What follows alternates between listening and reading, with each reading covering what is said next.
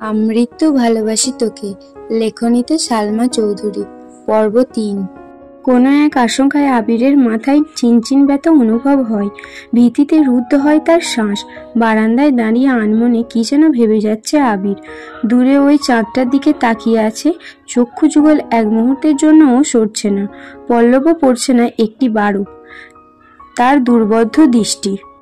হঠাৎ কারোর অস্তিত্ব বুঝতে পেরে সাবলীল ভঙ্গিতে নড়ে চড়ে দাঁড়ায়, দৃষ্টি সরিয়ে নেয় চাঁদ থেকে, ঘাড় ঘুরিয়ে দেখে নেয় মানুষটাকে, তারপর ধীর স্থির কণ্ঠে জানতে চায়, কিছু হয়েছে?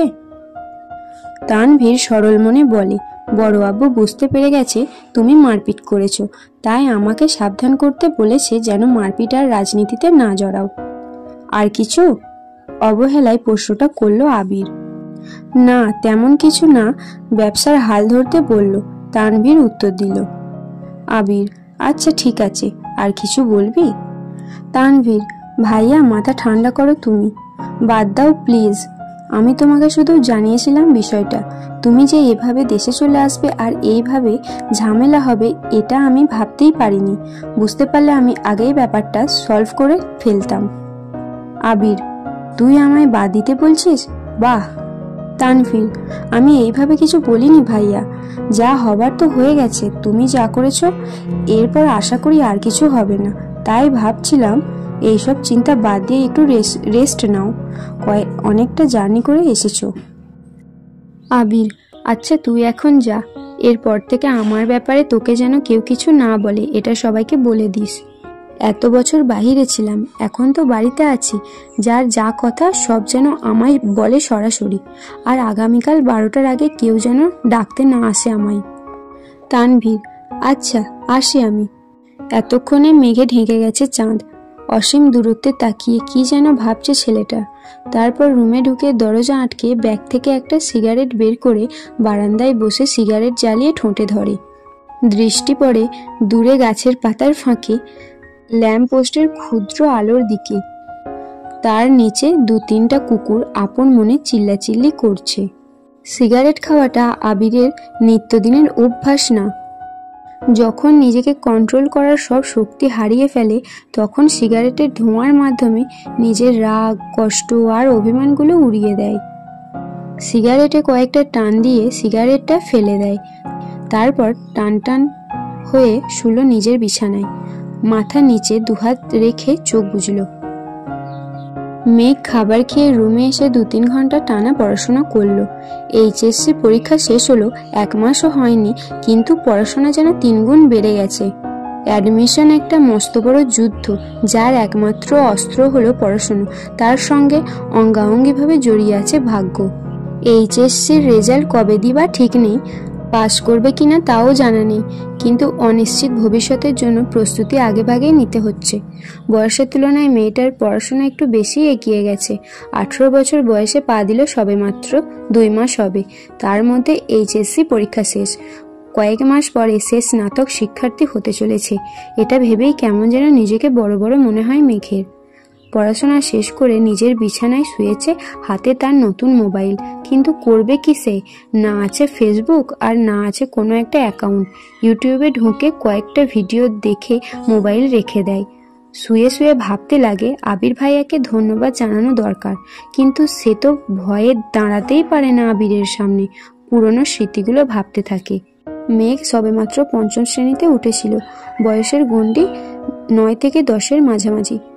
তখন মেঘের একটা বন্ধু হয়েছিল, নাম জয়। ছেলেটা স্কুলে নতুন এসেই বন্ধুত্ব করেছিল মেঘের সাথে।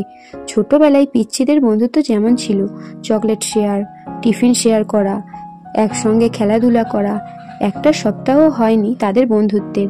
7 দিনের মাথায় আবির স্কুলে গিয়ে মেঘকে আর জয়কে একসাথে খেলতে দেখে স্কুলের সবার মাঝখানে মেঘের গালে কয়েকটা থাপ্পড় বসিয়ে দিয়েছিল, আর রাগান্বিত স্বরে বলেছিল, তোকে যদি আর কোনোদিন কোনো ছেলের সাথে কথা বলতে বা খেলতে দেখি তাহলে তোর খবর আছে। তারপর বোনকে টানতে টানতে বাড়িতে নিয়ে আসে। একটা বার বোনের দিকে তাকিয়েও দেখেনি, দুগালে আবিরের 5টা আঙুলের দাগ বসে গিয়েছিল। সেই যে থাপ্পড় দিয়েছিল, মেঘ 1 সপ্তাহ জ্বরে পড়েছিল। মেঘ ছোটবেলা থেকেই খুব অভিমানী ছিল। ছোট্ট মেয়েটা এই থাপ্পড়ের ভয়ে আর আতঙ্কে আর কখনো আবিরের দিকে চোখ তুলে তাকায়নি। কথা বলা তো দূরের বিষয়, আবির বাসায় থাকাকালীন রুম থেকে বেরই হয়নি মেঘবালিকা। আবিরও কখনো খোঁজ নেয়নি মেয়েটার। ছোট্ট মেঘের মনে তখনই জন্ম নেয় আবির ভাইয়ের প্রতি অভিমান, সীমাহীন অভিযোগ, কষ্ট আর বিতৃষ্ণা। 2 বছর পর দেশ ছাড়ে আবির। এই সময়ের মাঝে মেঘ আবিরের সাথে এক টেবিলে খেতেও বসতো না। আবিরকে দেখলেই যেন ছুটে পালাতো মেঘ। আবির বিদেশে চলে যাওয়ার পর মেঘ আবিরের ভয় থেকে নিজেকে সাবলীল করে আপন মনে রাজত্ব করতে থাকে খানবাড়িতে। আবিরের পাশের রুমটা তার দখলে চলে আসে। আবির থাকলে হয়তো কখনোই সেই রুমে আসতো না।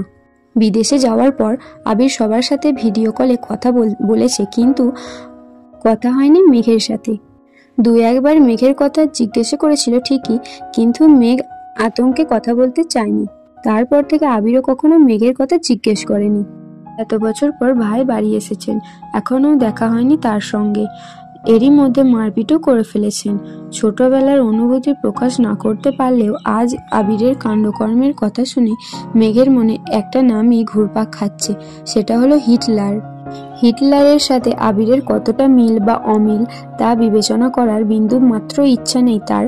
মাথায় একটা চিন্তাই ঘুরছে, ধন্যবাদ জানানো উচিত, কিন্তু সে কি আদৌ কথা বলতে পারবে হিটলারের সাথে? এভাবে ভাবতে ভাবতে ঘুমিয়ে পড়ল সে। ভোরবেলা থেকেই বাড়িতে রান্নার ধুম পড়ে যায়। 3 ভাই সকাল সকাল খেয়ে অফিসে চলে যায়। মিম আর আদিও চলে যায় স্কুলে। মেঘ ঘুম থেকে উঠে 8টায়। রাত জাগার কারণে সকালে উঠতে পারে না। মাঝে মাঝে গোসল করে খেয়ে বের হয়, মাঝে মাঝে এমনিতেই চলে যায়।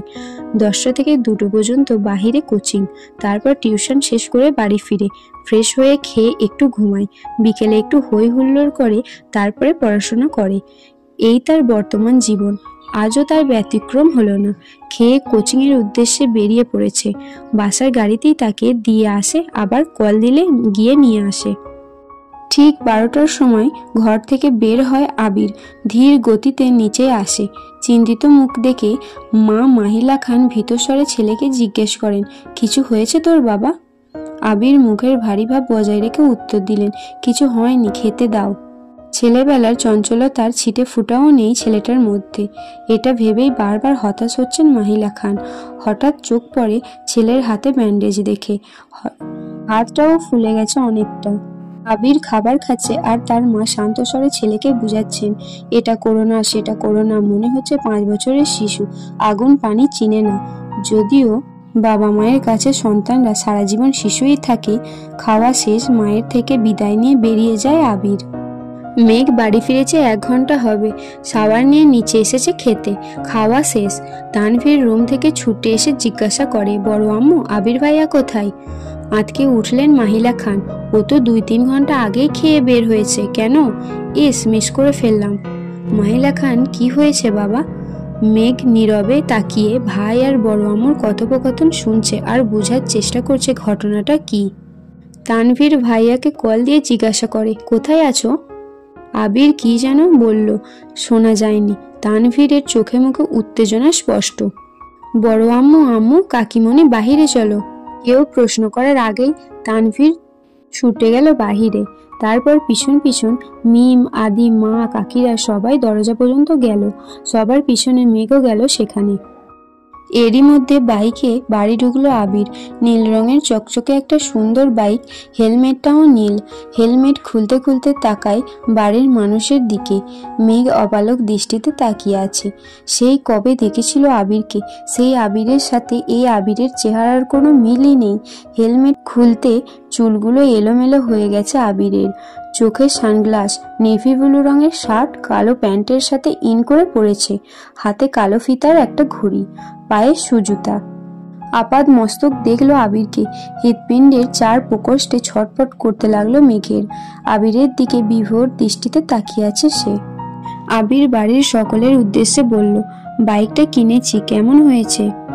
আবিরের কণ্ঠ মেঘের মনের গহীনে ধাক্কা খায়। এতে হুঁশ ফিরে তার। দাঁড়িয়ে থাকতে পারছে না সে। এক দৌড়ে নিজের রুমে ঢুকে দরজা আটকে শুয়ে পড়ে মেঘ। মিম আর আদি হই হুল্লোড় করছে। আবির ভাইয়ের কাছে আবদার করছে ওদের বাইকে নিয়ে ঘোরার জন্য।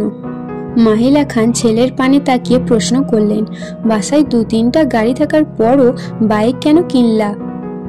আমার গাড়িতে চলাচল ভালো লাগে না, অবলীলায় উত্তর দিল আবির।